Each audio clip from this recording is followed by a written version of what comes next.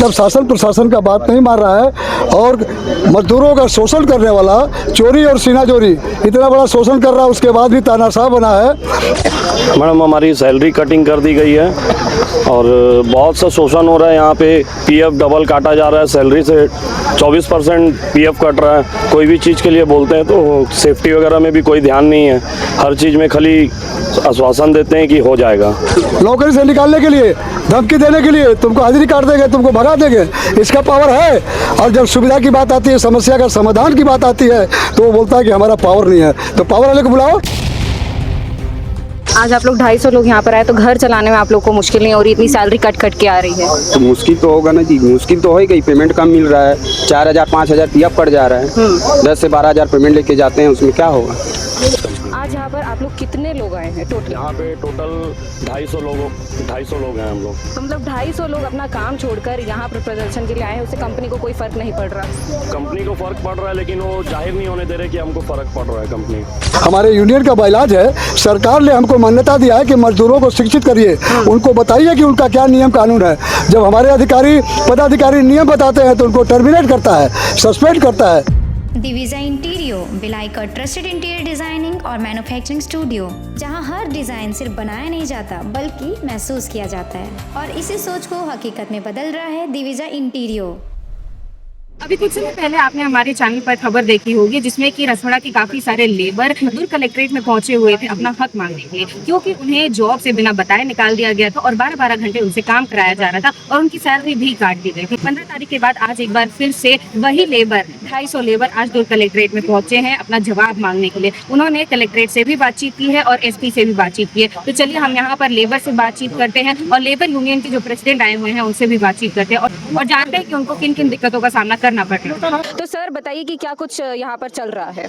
Madam हमारी salary cutting कर दी गई है और बहुत सा शोषण हो रहा है। यहाँ पे पीएफ डबल काटा जा रहा है, सैलरी से 24% पीएफ कट रहा है। कोई भी चीज़ के लिए बोलते हैं तो सेफ्टी वगैरह में भी कोई ध्यान नहीं है, हर चीज़ में खाली आश्वासन देते हैं कि हो जाएगा। 6-7 महीना हो गया लेकिन कोई सुनवाई नहीं है हमारी। कितने दिन से आप लोग यहाँ पर दुर्ग में सुनवाई के लिए मौजूद हैं? हम लोग प्लांट में 10 दिन हो गया है, हड़ताल पे हैं और जब तक हमारी मांग पूरी नहीं होगी हम लोग हड़ताल पे ही रहेंगे। कैसे, क्या कुछ शोषण हो रहा है? सैलरी काट दी गई है, किसी की 5000, किसी की 10,000, किसी की 8000। क्यों काटी गई है, कुछ नहीं बताया गया है? इन्होंने हमारी यूनियन की तरफ से बातचीत हुई थी तो उनको बोला गया था कि 12 घंटे की जो सैलरी है वो हमको 8 घंटे में चाहिए। सरकारी कानून के हिसाब से 8 घंटे की ड्यूटी सबको की गई है, लेकिन यहाँ 12 घंटे काम करवाया जा रहा है। उसके बाद ओवर टाइम सिंगल है, जो डबल होना चाहिए वो भी सिंगल दे रहे हैं और किसी बात को मानने के लिए तैयार नहीं है हमारे एचआर वाले। और आप लोगों ने जो अपने ओनर से, कंपनी के ओनर से बातचीत करने की कोशिश की तो उनका क्या जवाब था? उनसे बात नहीं हो पाई है। बात ही नहीं हो पाई? उन्होंने कुछ जवाब दिया ही नहीं, कोई जवाब नहीं दिया। सामने में आते नहीं है, वो पैसा काट दिया, सामने में आते नहीं है। हम लोग 10 दिन से बाहर में खड़े हैं, कोई सुनवाई नहीं है। आप बोल रहे थे कि आप लोगों से 12-12 घंटे काम भी कराया जाता है? 12-12 घंटे काम करवाया जा रहा है और 12 घंटे की सैलरी को हमने 8 घंटे में मांग की थी, उसको भी पूरा नहीं किया गया।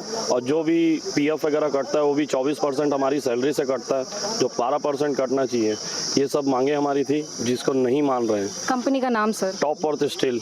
कितने साल से आप लोग काम कर रहे हैं? हम लोग अभी 3 साल से वहाँ काम कर रहे हैं और इससे पहले हम लोग 8 साल 9 साल काम करके वहाँ हम लोग को रिजाइन करवा के उसके बाद फिर अभी 2022 से हम लोग फिर से पकड़े हैं उस कंपनी। आज यहाँ पर आप लोग कितने लोग आए हैं टोटल? यहाँ पे टोटल 250 लोग हैं हम लोग। तो मतलब 250 लोग अपना काम छोड़कर यहाँ पर प्रदर्शन के लिए आए हैं, उससे कंपनी को कोई फर्क नहीं पड़ रहा?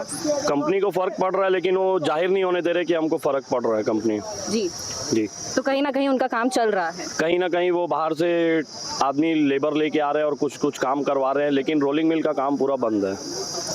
तो आप लोगों ने, जैसे अभी सुशासन तिहार भी चल रहा है, तो आप लोगों ने सीएम या फिर लेबर यूनियन के जो लोग हैं उनको आपने ज्ञापन सौंपने की कोशिश नहीं की? सबको विज्ञापन सौंपा गया है, सबको एक एक करके हर जगह उनको लेटर वगैरह सब दिए हैं सब जगह। और आज भी हम लोग आए थे कलेक्टर जी के पास उनसे निवेदन करने के लिए कि हमारी समस्याओं को ध्यान में रखा जाए करके। तो उन्होंने कहा है 1-2 दिन का समय दीजिए, हम बात करेंगे। सर आप क्या कुछ कहना चाहेंगे? हम लोग हैं ठेकेदारी वाले के यहाँ से, हमारा ठेकेदार है कि 12 घंटा काम करवाता है और 24% काट रहा है। अच्छा। इसका कोई जवाब नहीं है। 12% हमारा मांग है कि काटना चाहिए। ना ज्वाइनिंग लेटर दिया है, ना वाई कार्ड दिया है। यही सब परेशानी है, इसी की वजह से सब कलेक्ट्रेट में आए हैं। आज आप लोग 250 लोग यहाँ पर आए तो घर चलाने में आप लोग को मुश्किल नहीं हो रही, इतनी सैलरी कट कट के आ रही है? तो मुश्किल तो होगा ना जी, मुश्किल तो होगा ही। पेमेंट कम मिल रहा है, 4000 5000 पीएफ कट जा रहा है। 10 से 12 हजार पेमेंट लेके जाते हैं, उसमें क्या होगा? यही हम लोग का मांग है कि 12 घंटा जो काम करवाता था उसमें हमको डबल दिया जाए। यही 8 घंटा ड्यूटी लगा के शासन का जो है उसका रेट भी नहीं दे रहे हैं। अच्छा। हाँ। बीच में ऐसा भी सुनने में आया था कि आप लोग की महीने भर की सैलरी भी कट हो गई थी। नहीं, सैलरी कट नहीं हुई है, वही पीएफ में 24% काट दिया जा रहा है। ये हमारा मांग है कि 12% काटे, लेकिन वही है कम माने कि वेतन मिलेगा तो कैसे घर चलेगा। कंपनी वालों को पैसा काटा गया है, कंपनी वालों को पैसा काटा गया है। काट के हम लोग यही मुद्दा है कि हम लोग को मतलब जो 12 घंटा की जो पेमेंट है वो 8 घंटा में मिलना चाहिए और 8 घंटा ड्यूटी होना चाहिए। बस हमारा यही कहना है। मतलब ज्यादा काम करवा रहे हैं और पैसा नहीं दे रहे पैसा काट दिए, पैसा पैसा काट दिए। यही हमारा मुद्दा है, यही कहना है कि हमारी जो 12 घंटा की सैलरी है वो 8 घंटा मिलना चाहिए और 8 घंटा ड्यूटी होना चाहिए। तो जैसा कि आपने सुना, टॉप वर्थ कंपनी यहाँ पर अपने मजदूरों के साथ में शोषण कर रही है, जिसकी वजह से वो 10 दिन तक यहाँ पर थे कलेक्ट्रेट के पास में और इसको लेकर उन्होंने ज्ञापन भी सौंपा है, लेकिन कुछ ठोस जवाब सामने से नहीं आया। इसके साथ यहाँ पर हमारे साथ लेबर यूनियन के प्रेसिडेंट भी मौजूद हैं, इनसे बातचीत करेंगे। सर, लास्ट टाइम भी आप यहाँ पर कलेक्ट्रेट में आए थे और आज एक बार फिर से क्या कुछ सामने से आपको जवाब मिला? हमको अभी जो डिप्टी कलेक्टर साहब बीरेंद्र सिंह साहब थे, उनके पास हम लोग 7-8 आदमी गए थे, उन्होंने बुलाया था जी। और उन्होंने बोला कि मिश्रा जी, हमको सब पता है कि श्रम कानून का पालन नहीं करा है। एसडीएम साहब के साथ आप लोगों की 19 तारीख को बैठक हुई थी, वो भी विफल रहा। 5 घंटे चला, विफल रहा। मतलब शासन प्रशासन का बात नहीं मान रहा है और मजदूरों का शोषण करने वाला, चोरी और सीना चोरी इतना बड़ा शोषण कर रहा है, उसके बाद भी तानाशाह बना है। तो आज हमारे जो डिप्टी कलेक्टर साहब बीरेंद्र साहब ने बोला है कि मिश्रा जी, उसको हम बुलवाते हैं और उसके बाद बात करके और ज्वाइंट मीटिंग करवाते हैं। पहले उसको बुलाते हैं, उसके बाद दोनों तीनों पार्टी को आजकल में बुला के बात करवाते हैं, समस्या का समाधान कराते हैं। ये बातचीत हुई है। तो हम लोगों ने उनको बताया कि वो किसी की बात नहीं मानता है, अकड़ दिखा रहा है, तो बार बार बोलता है कि हमारा पावर नहीं है।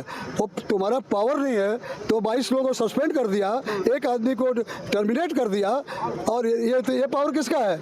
नौकरी से निकालने के लिए, धमकी देने के लिए, तुमको हाजिरी काट देंगे, तुमको भगा देंगे, इसका पावर है। और जब सुविधा की बात आती है, समस्या का समाधान की बात आती है, तो वो बोलता है कि हमारा पावर नहीं है। तो पावर वाले को बुलाओ, जिसका पावर है उसको बुलाओ, उससे बात करेंगे। तो आज एक हमारे जो डिप्टी कलेक्टर साहब ने बोला कि मिश्रा जी, आज उसको शाम को बुलवाते हैं और एक आध दिन में, आज या कल में आप लोगों को ज्वाइंट मीटिंग कराते हैं और समस्या का समाधान कराते हैं। हम लोग जा रहे थे, यहाँ आ रहे थे, तब तक खबर आया, एक टीआई दौड़ के आया, अरे मिश्रा जी, एसपी साहब आप लोगों को बुला रहे हैं। तो फिर हम लोग एसपी साहब के आ गए, उन्होंने सीएसपी को, टीआई साहब को हम लोग के सामने 7-8 आदमी के सामने बोला कि शाम को बुलाओ और तुम लोग की जिम्मेदारी है, बुला करके उसको बोलो कि तुम्हारा पावर नहीं था, हायर अथॉरिटी को बुलाओ और हायर अथॉरिटी को बुला करके इनकी समस्या का समाधान जल्द करो। और ये लोग शांतिपूर्ण तरीके से, पुलिस का रिपोर्ट है, LIB का रिपोर्ट है कि हम लोग कोई तोड़ फोड़, कोई आगजनी नहीं किए, कोई क्षति नहीं पहुँचाए। उसके बाद हम मजदूरों की हक की बात करते हैं तो ये बोलता है कि लेबर भड़काते हैं। हमारे यूनियन का बाइलाज है, सरकार ने हमको मान्यता दिया है कि मजदूरों को शिक्षित करिए, उनको बताइए कि उनका क्या नियम कानून है। जब हमारे अधिकारी पदाधिकारी नियम बताते हैं तो उनको टर्मिनेट करता है, सस्पेंड करता है। इस तरह का तानाशाही और दादागिरी कर रहा है जो बर्दाश्त के बाहर है। और अभी 11 दिन है, हम लोग शांतिपूर्ण तरीके से अपना आंदोलन कर रहे हैं, ये है। और आज एसपी साहब बोले हैं कि जल्द से जल्द समस्या का समाधान कराओ। जहाँ एक तरफ छत्तीसगढ़ में सुशासन तिहार चल रहा है, लेकिन फिर भी यहाँ पर आपकी समस्याओं का हल नहीं निकल रहा है। बहुत सही सवाल है। छत्तीसगढ़ में सुशासन का चल रहा है, हिसाब किताब चल रहा है, उनका पूरा सभा सम्मेलन और सब चल रहा है, प्रचार चल रहा है। यही सुशासन है, यही सुशासन है। गरीबों का उनका हक नहीं मिल रहा है, गरीबों को उनका तनख्वाह नहीं समय पर मिल रहा है, गरीबों को उनको छुट्टी का पैसा, बोनस का पैसा नहीं मिल रहा है, गरीबों को सिंगल ओवर टाइम मिल रहा है, डबल नहीं मिल रहा है, गरीबों को कोई ज्वाइनिंग लेटर नहीं मिल रहा है, गरीबों को कोई सुरक्षा का उपकरण सही नहीं मिलता है, और नियम कानून का पालन नहीं करते हैं। कहाँ गई सरकार? सरकार सिर्फ कानून बनाना जानती है, तो सरकार कानून बनाना जानती है, और अगर प्रबंधन नहीं मानता है तो सरकार की ड्यूटी है कि उसका पालन कराना चाहिए। सरकार पालन कराने में विफल है। क्यों नहीं सरकार पालन कराती है?